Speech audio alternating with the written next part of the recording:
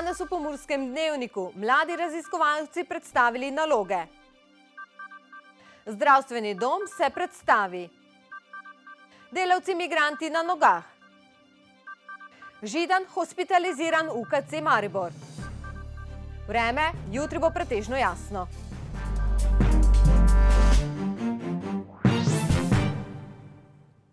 Gledalke in gledalci, lepo pozdravljeni. Danes so se v Murski Soboti srečali mladi raziskovalci Slovenije. V prvem krogu državnega tekmovanja je sodelovalo 913 osnovno- in srednješolcev s 524 nalogami, izmed katerih se je na zaključno 50. srečanje mladih raziskovalcev Slovenije letos uvrstilo 227 raziskovalnih nalog. V sklopu projekta Srečanje mladih raziskovalcev Slovenije, kjer vsako leto beležijo dobro zastopanost mladih, so osnovnošolci in srednješolci letos pripravljali raziskovalne naloge s kar 20 različnih področij. No, prav gotovo je letna udeležba 50 tisoč mladih Slovencev na različnih vrstah srečanj, tekmovanj, na različnih načinov ustvarjanja novega znanja pomembna številka. Pomeni, da 50 tisoč mladih ljudi želi znati nekaj več, kot jim da šola. In to je v času hitrih sprememb, v katerem živimo, zelo pomembno. V šoli pridobivajo osnovna znanja, na takšnih srečanjih pa dodatna, kar pa seveda pomeni, da tudi dodatno delajo. In to je tisto, kar se mi zdi zelo pomembno. Tovrstne projekte finančno podpira Javna agencija za raziskovalno dejavnost. Agencija je predvsem v interesu, da tovrstna tekmovanja potekajo, da se mladi že zelo zgodaj pripravljajo na znanost. Agencija pomaga prav finančno.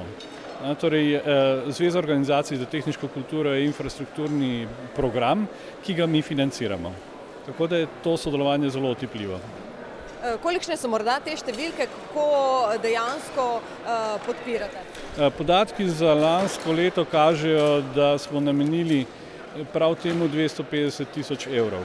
Skozi proces priprave raziskovalnih nalog mladi tako nadgrajujejo in dopolnjujejo v šoli pridobljeno znanje.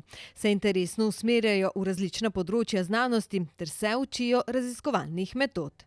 Naša ideja je seveda ta in želja, da nadaljujejo svojo pot. To so zdaj dijaki, ki pridejo na univerze.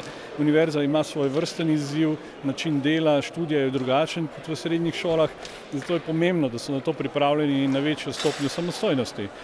To seveda kasneje po univerzi lahko nadaljujejo pri doktorskem študiju.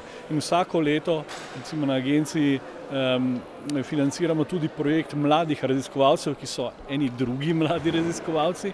Torej vsako leto približno 170 do 180 ljudi prične z izvajanjem doktorskega študija. Mladi iz Mozirja so pripravili posebno nalogo. Mobilni balkonski rastlinjak. To je avtomatiziran rastlinjak, ki je zasnovan za uporabo na balkonu. Namenjen je za ljudi, ki živijo v blokih in nimajo možnosti pridelave zelenjave na večjih površinah. V kakšnem principu deluje? Deluje z pomočjo mikrokrmilnika Arduino. V njem se izvaja gretje, prezračevanje in zalivanje avtomatsko. In kako deluje mobilni balkonski rastlinjak? Rastlinjak je lahko v avtomatskem načinu, lahko je pa v ročnem načinu. Z ročnem načinu ga upravljamo s pomočjo mobilne aplikacije. To vidimo na telefonu. Tukaj upravljamo z izvršnimi členi, z ventilatorji, črpalko in pa z grelci in pa lahko nadzorujemo veličine, ki so v rastlinjaku, se pravi temperatura in pa vlažnost v zemlji. Slovesna razglasitev rezultatov bo 11. junija v Galosovi dvorani Cankarjevega doma v Ljubljani, kjer bodo podelili priznanja in nagrade zlatim nagrajencem.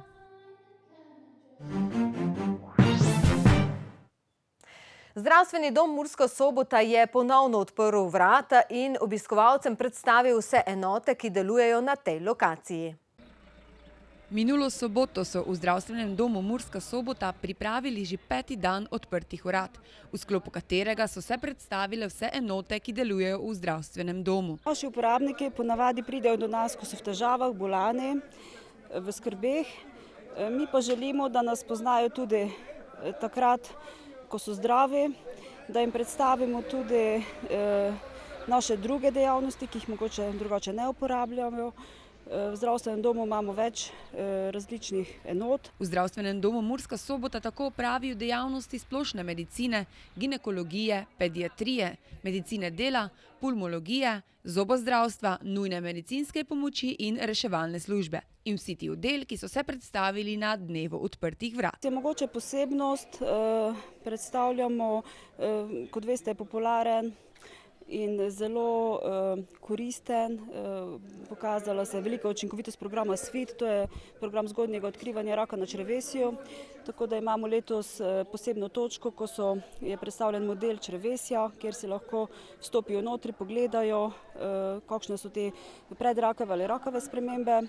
Ostale enote se pa predstavijo pač svojo dejavnost, lahko si izmerijo krvni tlak, krvni sladkor in še kaj, ko dobijo kakšen nasvet.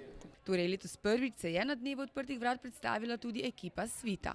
V Pomurju vemo, da je odzivnost v program Svit najnižja, tako smo nekako ob tej priliki povabili ekipo iz Svita, da nam malo popestri to dogajanje, drugače pa zdravstveni dom Murska Sobota nekako skrbi na 3 lokacijah za udeležence, vkolikor imajo kakšno vprašanje v zvezi s programom Svit, in sicer ena je tukaj v zdravstvenem domu Murska Sobota, spada pod zdravstveno-vzgojni center, 2 pa se nahajata na Goričkem, kjer je odzivnost še slabša kot v Murski Soboti, in sicer v referenčni ambulanti zdravstvene postaje Grad in pa v referenčni ambulanti zdravstvene postaje Gornje Petrovci. Na dnevu odprtih vrat so tako vsem obiskovalcem omogočili, da se sprehodijo skozi model debelega črevesja, kjer je možno videti vse spremembe. Sam program SVIT deluje preventivno za zgodnje odkrivanje raka in predrakavih sprememb na debelem črevesju in danki, in nekako imajo udeleženci oziroma obiskovalci priložnost videti vse te spremembe, kako potekajo, pa mogoče s tem tudi dosežemo višjo odzivnost v program. Danes dopoldan je skupina delavcev migrantov prišla iskat več informacij glede izračuna dohodnine, kar na soboško izpostavo finančne uprave. Okoli 60 čezmejnih delavcev se je zjutraj zbralo pred finančno upravo v Murski Soboti. Želeli so več informacij, ki so jih sicer že pisno zahtevali, a jih še do danes niso dobili. Pojavljajo se vprašanja. Ta vprašanja potem v pisni obliki pošiljamo na davčne, oziroma teh odgovor nikoli ni. Tudi recimo par kolegov, ki so dali za leto 2015 za 2014 dohodninsko napoved, pa še do zdaj niso dobili odgovor, recimo, ne. Ampak tu se res vidi, da je ogromno ljudi, ki se ne strinja oziroma tudi imajo pomanjkljive informacije, kar se tega tiče, recimo, ne. To je res, gre ogromno ljudi, ki imajo velike zneske, ki pa ti zneski niti pravilno niso utemeljeni, zakaj nam ne upoštevajo določenih potnih stroškov za prehrano, pač dela se krivica. Sašo Kovač je eden izmed mnogih delavcev migrantov, ki iščejo odgovore. Prišel sem, da izrazim podporo za sebe, za vse nas, ki delamo v tujini. Zahtevamo samo enako obravnavo in ničesar drugega, smo lahko slišali na današnjem srečanju. Doplačilo, okej, ni problema, ne? Ampak naj nam upoštevajo isto kot pa delavci, kar je zaposleni v Sloveniji. Se pravi, prevodstveno delo, malico in vse olajšave. Kaj od tega bo zares uresničeno, pa bo pokazala prihodnost. Ministra za kmetijstvo, gozdarstvo in prehrano Dejana Židana so sprejeli na zdravljenje UKC Maribor, kjer je hospitaliziran na oddelku za nalezljive bolezni in vročinska stanja. Minister Židan je bil zaradi suma nalezljive bolezni po obisku zdravnika v soboto hospitaliziran v UKC Maribor, na oddelek za nalezljive bolezni in vročinska stanja. Odkrili so mu nalezljivo bolezen hepatitis A ter ga tudi ustrezno zdravstveno oskrbeli, so sporočili z kmetijskega ministrstva. Gre za virusno obolenje jeter, ki ga povzroča virus hepatitisa A. Bolniki se najpogosteje okužijo z okuženo vodo ali hrano, kot so školjke, solata, sokovi in mleko. Zdravil, ki bi zdravila hepatitis A, ni. Iz UKC Maribor so še sporočili, da je ministrovo zdravstveno stanje stabilno. V zadnjem času je veliko govora o ureditvi Kamešnice oziroma Soboškega jezera, ki naj bi postalo športno, kulturno in turistično središče regije kot celote. Že pred leti pa je Krajinski park Goričko v sodelovanju z občino Cankova zasnoval zelo ambiciozen, večmilijonski projekt na Ledovskem oziroma Kraškem jezeru, ki pa žal ni bil uspešen na evropskem razpisu. Zakaj ne bo prišlo do uresničitve tega projekta, pišejo kolegi s sobotainfo.com. Mi pa si poglejmo še kratke novice.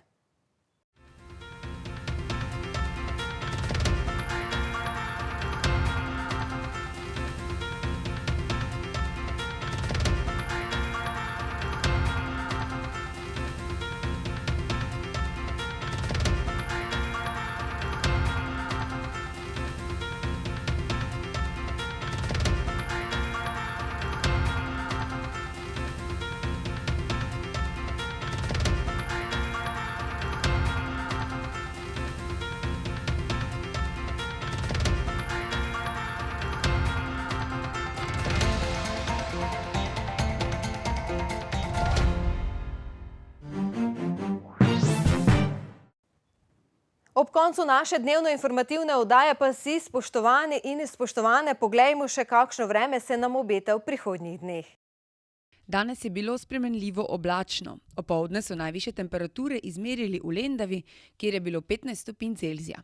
1 stopinjo manj je termometer pokazal v Radencih, 13 stopinj je bilo v Murski Soboti, na Goričkem pa je termometer pokazal 12 stopinj Celzija.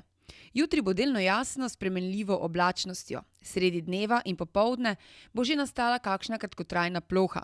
Najnižje jutranje temperature bodo od 2 do 8, najvišje dnevne od 14 do 18, na Primorskem do 20 stopinj Celzija.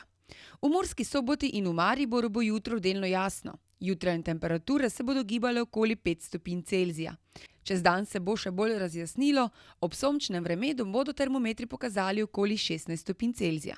V sredo bo sončno in čez dan nekoliko topleje. Že v četrtek se bo ponovno pooblačilo, prehodno bo rahlo deževalo. Večjo možnost ploh pa vremenarji napovedujejo za petek. Toliko smo vam pripravili v prvem Pomurskem dnevniku tega tedna. Spremljajte nas tudi jutri v istem času na istem programu.